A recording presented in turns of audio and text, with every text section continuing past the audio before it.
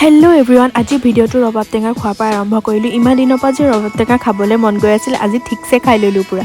আবেলিলৈ আহিল কেকা বৌ আৰু জেঠু জেঠাই আমাৰ ঘৰতে আছিল, সেইকাৰণে কেকা বৌ আহিল, পোৱালিটোক ডক্টৰৰ ওচৰত দেখাব আহিছিল।